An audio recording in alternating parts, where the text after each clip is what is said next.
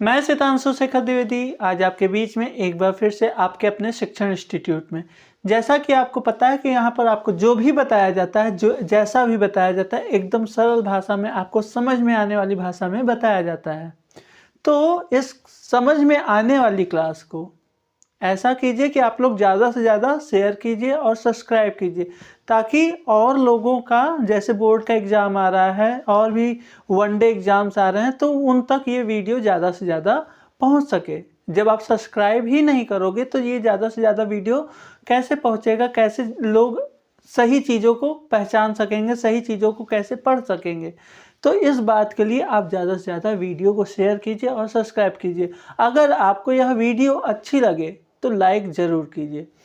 अब आते हैं अपने पिछली कक्षा की बात पर। पिछली कक्षा में मैंने आपको बताया था कि हर गीत का छंद होता क्या है। हर गीत का छंद एक सममात्रिक छंद है जिसके प्रत्येक चरण में 28 मात्राएं होती हैं। इसमें 16-12 पर यति होती है। यति मतलब हम जहाँ बोलते समय विश्राम लेते हैं, ठीक है।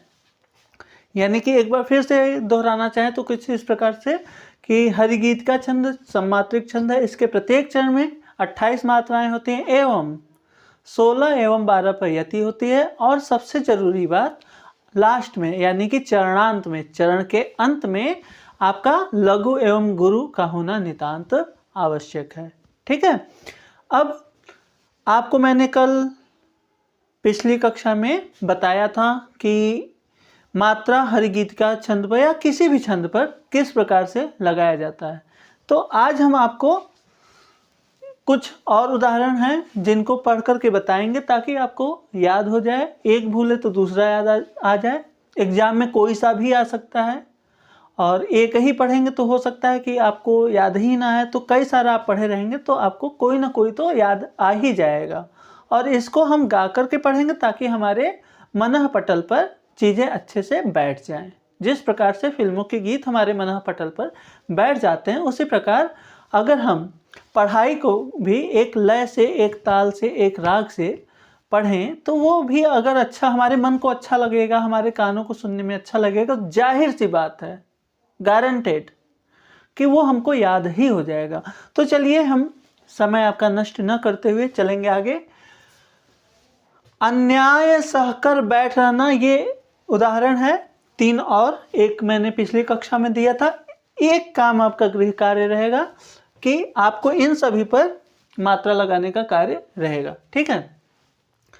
अन्याय सहकर बैठ रहना यह महादुष्कर्म है, न्यायार्थ अपने बंधु को भी दंड देना धर्म है, ठीक है। अन्याय सहकर बैठ रहना यह महादुष्कर्म है, न्यायार्थ अपने बंधु को भी दंड देना धर्म है, ठीक है। आप इसको इस प्रकार से भी पढ़ सकते हैं या इसको इस प्रकार से पढ़िए। अन्याय सहकर बैठ रहना यह महादुष्कर्म है, न्यायार्थ अपने बंधु को भी दंड देना धर्म है। ये हमारा एक उदाहरण हो गया। दूसरा उदाहरण हम पढ़ेंगे। हम जो कुछ देख रहे हैं सुंदर है, सत्य नहीं है। हम जो कुछ देख रहे हैं सुंदर है, सत्य नहीं है। यह दृश्य जगत भाषित है, बिन कर्म शिवत्व नहीं है, ठीक है। हम जो कुछ देख रहे हैं सुंदर है, सत्य नहीं है। यह दृश्य जगत भाषित है, बिन कर्म शिवत्व नहीं है। हम जो कुछ देख रहे हैं सुंदर है, सत्य नहीं है। यह दृश्य जगत भाषित है, बिन कर्म शिवत्व नहीं है, ठीक है। इसको आप राग में पढ़ेंगे तो आपको चीज़ें अच्छे से कंठस्थ हो जाएंगी। तो फिर हम तीसरा आपको उदाहरण पढ़ेंगे। अधिकार खोकर बैठ रहना, अधिकार खोकर बैठ रहना यह महादुष्कर्म है। आपका इसी से मिलता जुलता है, ठीक है। यहाँ पर क्या है, अन्याय सहकर, इसमें क्या है, अधिकार खोकर। अधिकार खोकर बैठ रहना यह महादुष्कर्म है, न्यायार्थ अपने बंधु को भी दंड देना धर्म है। आप इसको चाहे तो ऐसे ही पढ़ सकते हैं या तो राग में भी पढ़ सकते हैं। ऐसे ही एक बार फिर से पढ़ के सुनाते हैं आपको। अधिकार खोकर बैठ रहना यह महादुष्कर्म है, न्यायार्थ अपने बंधु को भी दंड देना धर्म है। न्यायार्थ अपने बंधु को भी दंड देना धर्म है। चलिए इसको एक बार लय में पढ़ते हैं। अधिकार खोकर बैठ रहना यह महादुष्कर्म है, न्यायार्थ अपने बंधु को भी दंड देना धर्म है।